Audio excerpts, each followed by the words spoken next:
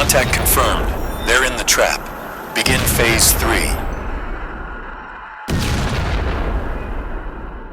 December 1939, Raatteentie Road, Suomussalmi, Finland. A narrow, snowbound trail snakes through a frozen forest. Soviet tanks trudge forward, their metal groaning under layers of ice. Birch trees stand like silent sentinels. A blizzard begins to howl. Inside a Soviet T-26 tank, the crew sits rigid. Frost clings to their beards. Lieutenant Anton Baranov squints through a cracked viewport. Visibility's gone.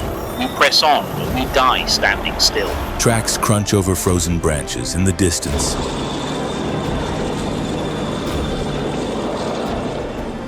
Finnish soldier rifle crackles echo.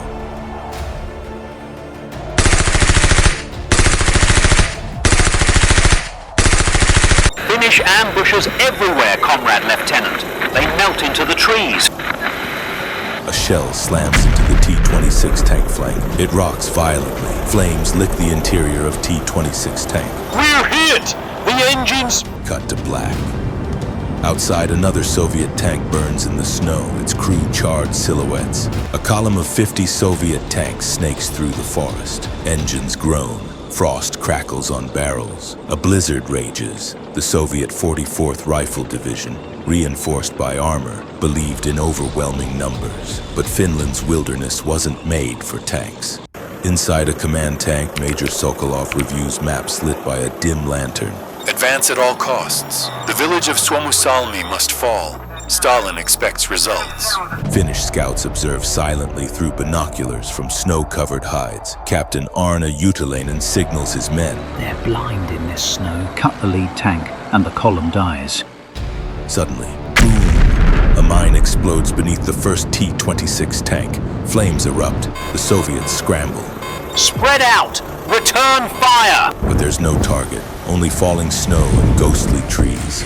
Finnish skis glide like phantoms between trunks. Molotovs smash into hatches. Another tank burns, then another. The Soviet line halts, paralyzed. The forest had become the Finns' ally. With skis, camouflage, and cunning, they bled the Soviets dry. The tanks were trapped in their own arrogance. Temperatures plummet to minus 40 degrees Celsius. The Soviet crews are freezing, hungry, afraid. Engines stall, oil thickens. Fires are forbidden. Finnish tactics were brutal. Isolate, starve, destroy. A war of attrition. By frost, inside a tank, Sergeant Petrov shivers violently. Frostbite gnaws at his fingers. Their radio crackles. Dead. We're out of fuel. We're not moving again. We stay and freeze or get out and die. Outside, Finnish sappers creep forward. One places a satchel charge under a stalled T-26. Moments later, boom! Steel flies, snow blackens. Petrov opens the hatch, crawling out. Gunfire erupts. He falls face first into the snow, red soaking beneath him. Elsewhere, a young Finnish soldier hesitates before throwing a Molotov. He's just a boy, same as me. He throws anyway. The tank bursts into flame, screams echo. Mercy froze with the blood. The forest, once serene, became a cemetery. By morning, 10 more tanks lie silent, frost-covered, their crews lost to fire or frost. The Soviet survivors dig snow bunkers beside their dead tanks. No shelter, no supplies, just waiting. Finnish forces had split the column into segments. Each was encircled, each left to rot. Captain Arne surveys the battlefield from a rise. Smoke trails stretch for miles. Keep the pressure. Attack only when they sleep, when they starve. Let the cold do our killing. Inside a tank, frost coats the dials. Corporal Yuri clutches a photo of his daughter. I only wanted to go home. He opens the hatch to surrender, but a rifle cracks.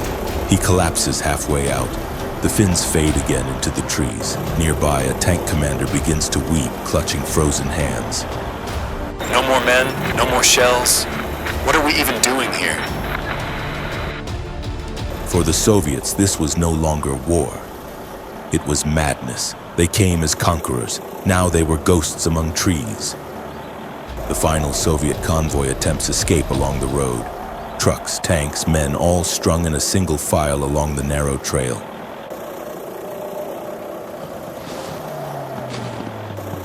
The Finns had prepared this moment. Mines, snipers, and roadblocks ensured none would pass. Explosions tear through the frozen convoy. Trucks ignite, men scream. The Tigers' Finnish ski troops descend from both sides like wolves. Contact confirmed. They're in the trap. Begin phase 3. Molotovs rain onto tanks. Machine guns chatter from the trees. Soviet infantry scatter but are mowed down. Inside the last moving T-26, Lieutenant Anton grips the controls. Keep moving! Do not stop! A mine rips the track apart.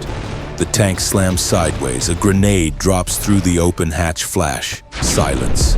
In an hour, the entire convoy is rubble. Hundreds lie dead. Vehicles burn in a silent inferno. They called it the Frozen Massacre. Over 17,000 Soviets entered Raatteentie. Fewer than 1,000 escaped. Weeks later, the snow begins to melt. What lies beneath is horrifying. When the snows receded, the world saw what Finland had wrought. A mechanical graveyard, bodies half frozen, tanks stacked and broken like rusting coffins. Finnish soldiers walk among the wrecks. One kneels beside a burned-out tank, brushing snow from a Soviet dog tag. He died, cold, alone. Same as ours did in 18...